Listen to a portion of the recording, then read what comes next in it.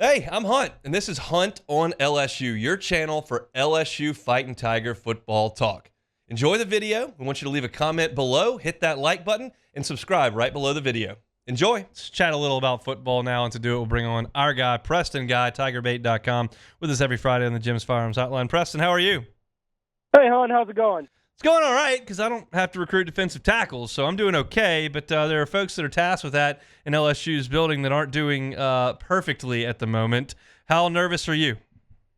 It's on Dominic Williams yesterday, and, they rolled out the red carpet for this kid. We could see videos of them at the supper club. Blake Baker and Bo Davis were all over him. They really wanted this kid. We're talking about the best defensive tackle in the portal. We're talking about a proven Power 5 contributor and one of 3 defensive tackles they're recruiting that they look at as future NFL players. So you strike out on one, and that wasn't ideal because, of the big names you're recruiting, you were probably most likely to land Damonic Williams. So you are getting a little bit nervous is the answer here at that spot. Where do you go from here? Well, Simeon Barrow is a kid who visited you 2 weeks ago, and you felt really good when he left campus. That is until he turned around the very next day and booked a trip to Miami, where I'm told Miami has done an incredible job. They have a robust NIL package ready for him, and I'm told Miami's the favorite at this point for Simeon Barrow. That's the defensive tackle out of Michigan State. So LSU's got to look some other places.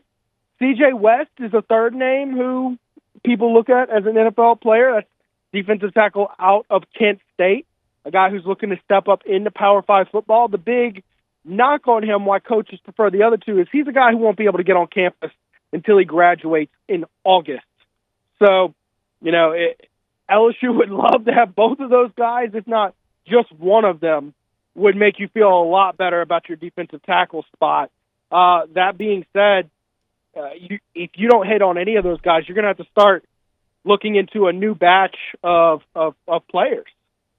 You're going to have to bring in someone at defensive tackle because you're super thin and not a depth piece either. You need a guy who can come in and who's ready to play. What if they don't? If they don't, here's how your defensive tackle spot looks right now. You've got, Jacobian Guillory, who's been around for a hot minute, and that's one guy you feel good about, particularly against the run. Outside of him, you really don't feel good about any of these guys. Jalen Lee, who will be your other starter, a guy who hasn't really cracked the lineup at Florida or LSU, and, frankly, it's looking like, he's not the kind of caliber player that, or at least that's what it projects out to be right now, that, is an all SEC type guy, future NFL guy. You're gonna have some problems there. You've got Dominic McKinley coming in, 5-star defensive tackle, freshman out of Acadiana High School, and I'm sure he's, very talented, but this isn't a position where you typically have a true freshman. You plug and play. These are positions, those kind of guys are very rare simply because you gotta have the muscle mass. You gotta be ready to go. Gio Paez is another guy who is transferring from Wisconsin, where they ran a different front, and you do feel good about bringing him in. He has some experience. He's a solid player. He's going to have to learn to play a true defensive tackle instead of a 3-4 defensive end. But he is there. You've also got Sean Washington, the JUCO defensive tackle who transferred out of Georgia after not doing much there. He'll provide some depth for you. We'll see where he goes. And then you're talking about, young guys like Ahmad Bro, who you're going to have to put 30 pounds on to get ready to play. LSU's not in a great spot at defensive tackle for this season. I think a lot of these guys can develop into good players eventually. I think you've got one guy you feel really good about who's ready to play SEC football today. So there's not a ton of SEC-ready defensive tackles, even in this day of the age of the transfer portal where 3,000 people are transferring. Not very many of them are SEC-ready defensive tackles. So when I tell you there's 3 guys who are future NFL players, you really need to hit on one of them if you want to have that spot the way you want to go. And right now, it's not looking too great on that front. If they don't, I mean, what is in terms of wins and losses, what does that change for your prognostication of the fall? Oh, Hunt, I think that could cause a lot of problems for this defense. Looking at the schedule, it is an easier schedule this year. You still got Ole Miss.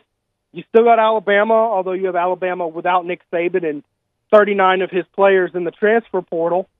And, you've got USC and UCLA, who are both programs. Looks like, Lincoln Riley at USC just went 7-5 and then lost the number 1 pick in the draft and a receiver. They lost Jerry Rice's son. So they're replacing a lot of talent. And then UCLA has a whole new coach after Chip Kelly decided, I'm going to go call plays at Ohio State instead of being a head coach.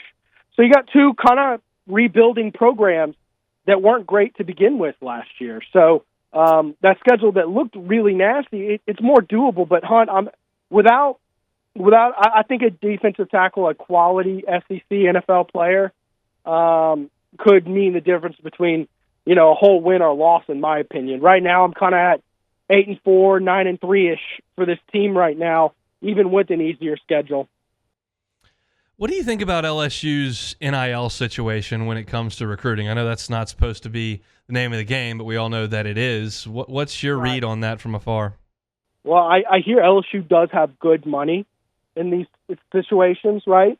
And I hear this year for the transfer portal NIL situation, they're doing better than they were a year ago, because a lot of the funds from a year ago they missed on guys from Keon Coleman and such a year ago, and those funds were available. But what I'm really hearing is that LSU's got a lot of this NIL money tied up in this 25 class, and they're not willing to blow up this incredible 2025 class for the sake of bringing in a one-year rental player, who may or may not be the impact player that you want him to be at LSU anyways.